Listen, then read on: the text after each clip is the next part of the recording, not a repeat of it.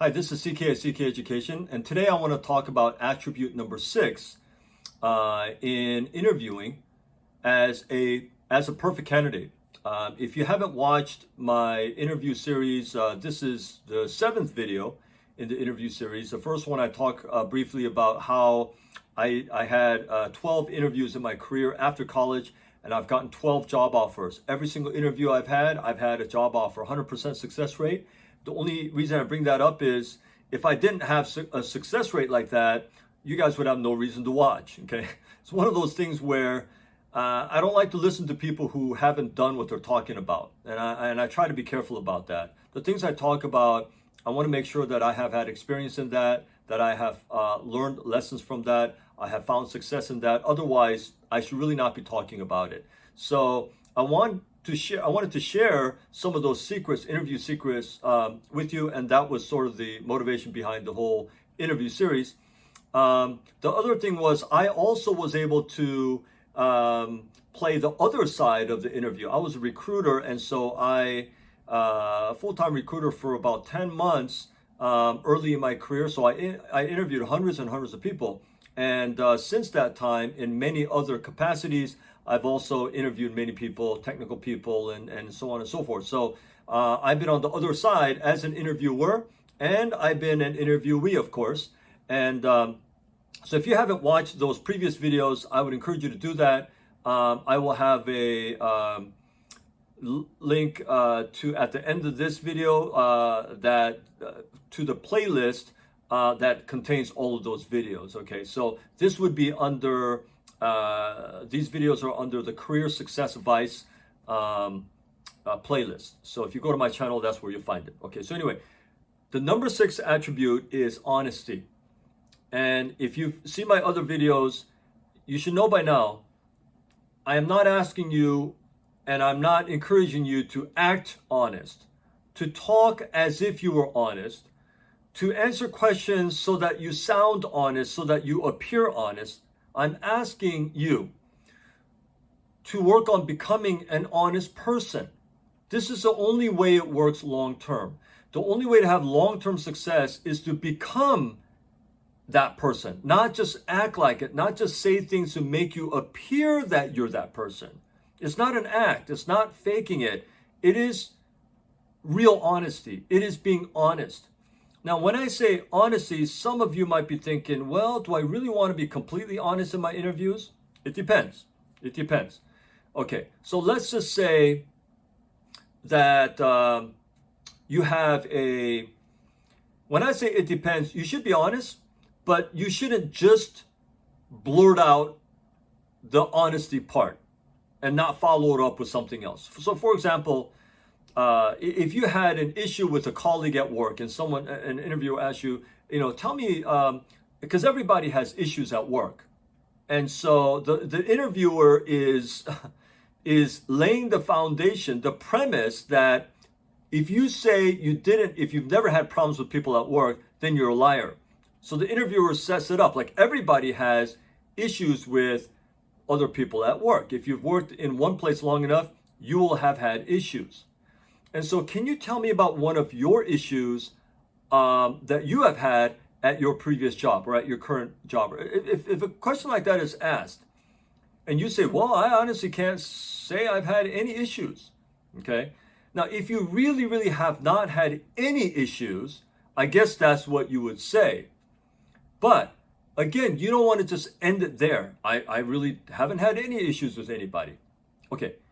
That's a little strange if you haven't had any issues and you've been working at a place for like 5 years. That means you're completely avoiding everybody. You never talk to anyone. You just work by yourself in a corner by yourself, which is not good. Or you're lying. Okay, so that's what the interviewer is thinking. How could you not have had any issues with anybody? But let's say you really haven't because you've only worked there for like a year or whatever. Then you talk about some other issue at some other position, okay? So you say something like, well, I really honestly haven't had any issues with anyone in my previous job. I've only been there for a year and everybody was actually wonderful. I haven't had any issues, but I did have some issues that I could talk about and I want to share with you. in two jobs before that or two positions before that. And then you want to talk about those issues. Okay. So that's what I'm saying. When someone says to you, did you have any issues? What kind of issues have you had in your previous job? I haven't had any. You don't want to stop there. Remember, the interviewer is trying to understand how you resolve issues. So if you just say, I haven't had any, that's not helpful to the interviewer. The interviewer wants to know more about you, and you just say, I haven't had any. Even though that's an honest answer, you follow up with, but I can tell you something from 2 jobs ago and an issue I had there. Oh yeah, okay, that's fine, right? Because the point is, how did you deal with that issue? So again, you want to talk about that. Now, if you failed miserably in that issue, then I would be honest with that. I would say, look, I had this issue with the coworker, and it's just, I don't know, I felt like the coworker was lazy. The coworker wasn't pulling her weight or his weight, and so it wasn't really my position to do that, but I should have let my boss do that. But I sort of tore into that colleague, and I let them know what I thought.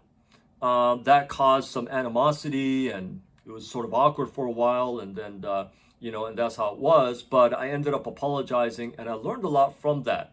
Okay, so you're admitting honestly what happened, and maybe you even screwed up, but that is okay. Everybody tries to avoid this thing like, oh, I can't say anything where which I screwed up. Everybody screws up, but it's what you say about that screw up that's important. So when I say be honest, you can be honest about it, because otherwise you can almost see the gears turning in your head. You're like, let me see, how can I word this so I sound good? I'm trying to, And when I was interviewing people, I could totally see that. I'd rather have someone just be real and be honest and say, you know what, I tore into that employee. I should not have. I mean, I wasn't even the boss, but I did out of my own impatience, and I should not have done that. And I learned a lot from it. I caused a problem there, and so. But I thought about it, I learned from it, I apologized to the colleague, and we got it straightened out, and we had, a much better relationship after that. But I learned a lot from that experience. You see how I end up with a positive. Again, it goes back to attribute number 1, positive mental attitude. You always follow up everything with a positive, okay? Yeah, I did screw up, but I learned from it, I apologize, and, I just learned a lot from that experience, okay? I grew from that experience. So you always end it. You can be honest about your mistakes, but you got to end it with a positive, okay? That's the very important thing about honesty. You don't want to be so honest and just leave it at, yeah, I yelled at this coworker and then we got off to a bad start, and well, it was that. Sometimes I just tell it like it is. I mean, if you're like that kind of person, I'm not going to hire you. I don't want someone causing trouble, in the company. I'm not going to hire someone like that. Literally, I'm not just, you can have everything else is okay. If you said that, I'm like, okay, I'm not going to hire this person. That's what I'm thinking in my head as an interviewer. I'm not going to hire that person. But the same person or someone else makes a mistake. They say, yeah, I did yell and I did that. But I felt so bad that night or that morning, the next day, I called or I met with that person. I apologized. And I was really wrong about that. And I learned a lot about it. I grew from it. And I haven't ever done that since. That was just a growing experience. And so, but to be very honest, that's what happened. Wow, this person is that honest. This person you can be that honest and mature enough to admit that, and tell me the story of how you took care of it, how you grew from that. I'm really interested in you as a candidate now. You see, so honesty can work in your favor or honesty can work against you. It's all in how you say it. But you can be honest and always be honest, but always follow it up with something positive. What did you learn from it? Did you grow from it? How did you handle that? And even if you screwed up, you didn't handle it correctly, but looking back, that was like 5 years ago, and I was really immature, much less mature than I am now. And I look back and I still feel bad about that. But I wanted to share that to say that, I'm constantly growing, and it's something that I'm always working on. And I'm sure there are other mistakes. We will always make mistakes, but I want to be honest about them, and I want to learn from them, and I want to grow from them. So that's who I am today. But I do look back at that and have regrets. Wow, that's a mature answer. That's a very mature answer, you see. So be honest, but always make sure that if you're honest about something that doesn't put you in the best light, make sure you follow it up with a positive. And your tone should always be positive and confident, like, yeah, I was not like this. Okay. Yeah, I don't know. Back then, I don't know what was wrong with me. I mean, I was just, I don't know, I was depressed or something. Just, I don't know. I just felt like, I don't know.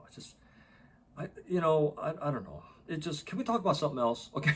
If you got this kind of candidate, I am not hiring that kind of person.